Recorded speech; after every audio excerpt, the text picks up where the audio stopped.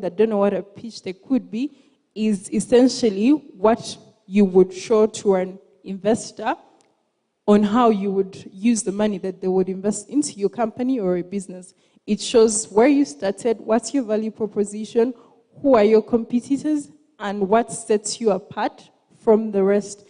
For every company, it's very key to have, if you ever had a moment to talk to someone who can fund your business, you should be able to speak to what you do and have a presentation to show them and speak to it. So we help you with that, and with that we then take you to a next level where there are set up sessions where you actually pitch for $20,000, and once the judges agree with your position, you're awarded $20,000.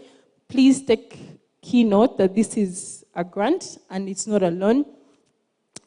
In the same program, you have access to industry experts, but also we help you build your investor network. Essentially, this program is looking at companies or entrepreneurs that are looking to gain access to finance. It could be a grant, it could be a loan, it could be any other funding vehicle. This would be the program. The 4 companies that you saw, this year we worked with them, and they were all able to get the $20,000 through the program. We worked with these 4, and the same 4 were able to award, they were all awarded the $20,000. I will talk about business advisory. So we offer a service, it's called Business Advisory Initiative. In this service, a company or an entrepreneur or a business is given an 8-hour session with a business advisory board. So for every company, if you know, or if you've been in the corporate world, we know that all major companies have boards that they report to. Now, these boards will ideally give you legal, but also expert advice that you would normally not get. But we also know that most businesses don't have these boards. So we came up with an initiative where we get the experts, put them on different boards, and we then invite you to have a session with the business board. So for a day, you're able to sit down with the board, and they're able to advise you on your business or your challenges that you're experiencing in your business. And again, this would totally be free because we're in the business of helping entrepreneurs. So you could be thinking you're probably in one sector and you want to move to another sector, and you need someone who has that expert advice. So this would also be good for you or your company. We offer exposure visits, and these are majorly for programs or entrepreneurs or companies that are interested in 2. One is tourism industry. The second is the oil and gas industry. So for tourism, we know that it's such a big market, but also we know that it's one of those markets that's not exposed or tapped into. So we organize exposure visits, so you're able to visit the places and able to know that these are the opportunities in these areas. For example, this picture was an exposure visit that was organized for Karamoja. And we also do exposure visits for the oil and gas industry. The other 2 pictures were visits that were organized for the oil fields in Kabale. They were able to go to the different areas that are being built up in that area.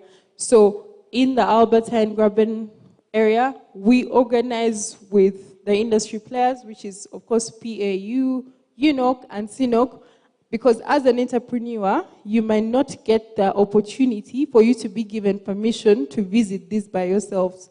But as a company, we're able to get that permission, and we then take you along with us, so you're able to see what exactly is happening in Hoima. Most people know about the industry, but they don't know what's on ground. And when you don't know what's on ground, you don't know how to tap into the opportunity that's available in this industry. So we take you there so you're able to see it for yourself and then plan and see how you can tap into the industry. We also, as part of our core focus pillars, is access to finance. So I'm going to talk about how we do that. we have partnered with a company or an entity called United States African Development Foundation. It's a non-profit organization, and through this, we're looking for entrepreneurs that have 100% African-owned business. You must be legally registered in Uganda. You have at least 1 year of bank account records, and you have an audited book of accounts. The idea here is for us to hear and listen to your innovation, and from that, you are able to be awarded $40,000 US. Again, USADF, which I said in full, I'm now cutting it short, and Stanbic Business Incubator are all looking to see how can we support entrepreneurs. So because this is a grant, we are then able to support you and see how do you implement the plan you have shown us to spend on the money that you're given. We don't just award the money, we also build a relationship with you to see how else can we support you. If indeed you get the money, how do you put it in place? And if you need structures, if you need operational guidance, if you need to find how you would account for this money, again, it's a building of a journey from the beginning to the end. This structure or this program is focused on helping the entrepreneur access finance. So that's why it starts with the grant. But before the grant, we put out a call of application, you apply, we do a due diligence on the company, we invite you and have a one-on-one, and then a session is done, and award the money, and you're invited and told about awarding the money. The next one is Uganda Climate Innovation Fund. This is a program which is funded by the UK International Development Program. It is also implemented by Palladium and Stanbic Business Incubator. Here we're looking for innovators in the climate space. That's why it's called Climate Innovation Fund. We're looking to see, are there entrepreneurs or innovators that are looking to impact climate change in the northern region. So there are 3 regions that are best for this program: Gulu, Arua, and Lira. The idea here is to see if there are entrepreneurs that have innovations that are sustainable but are also impacting climate change. So the program is due to launch this Friday in Gulu. It's going to be happening at the Innovation Village from 8 to 5. But also, if you want to know more information about it, you can visit the website. It's csj.co.ug. Each applicant or each successful applicant will receive, next year will just be the beginning, the first year of implementing this program.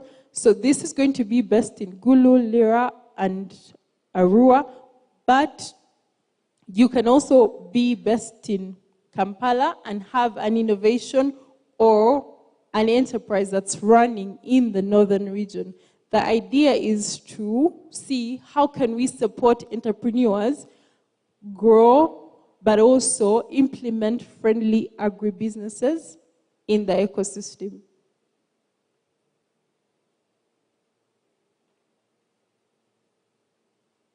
So access to market, we have masterclasses. These we hold every month. They are monthly, they are online.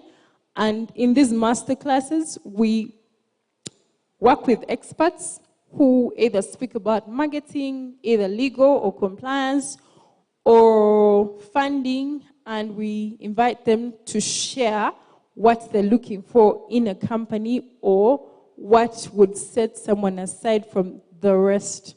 So these sessions are held online, and these sessions essentially help our alumni get engaged. So alumni are the people who have gone through our programs, and this is another way of engaging them past the program, keeping in touch with what they're doing and how best we can further support them.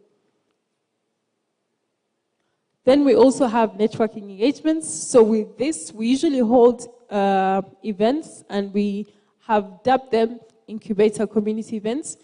With this, we gather alumni, we gather experts, we gather private sector, private and public sector heads, but we also look for sector players, founders, CEOs, because every entrepreneur needs a social network. So even though you have the funding, you have the access, you have the market, you will always need a social network. So with this, we're trying to see how best can we support you to build that social network.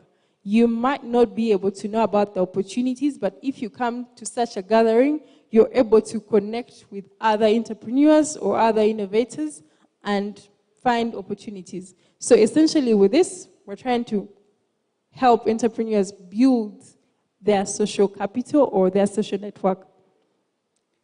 Thank you. Any questions?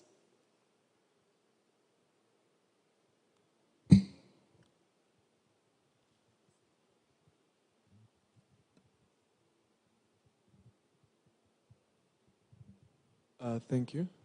My question is about actually your last slide. That's the networking engagements. How often do they occur, and how does someone get access to find out the venue and everything about them? Thank you. About this, right? So we hold this every quarter. So for you to get to know about this, you'd have essentially have done one of our programs. So when you do one of our programs, you become part of our database or you become part of us. It's a community. That's why we call them incubator community. We take you as one of our communities. So if we have opportunities, we share with you. So we would send out email invitations to people and we tell them about the details, but we also make phone calls. So that's how you would know when it's taking place and the venue. Yeah.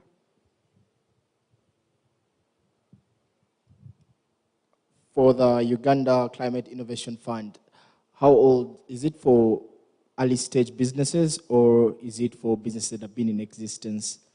Or what's the application criteria for it? I would not say early stage businesses, but also I would say that it has to be a business that has been in place for at least 2 years. Yeah? And the criteria is that you have an innovation that's impacting the climate.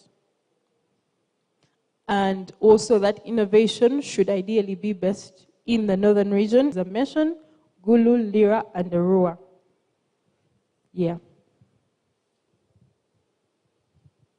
All right, I think there's no further questions, and this comes to the end of our B2B lounges. Again, Incubator does have a booth back here, so you can follow up with them.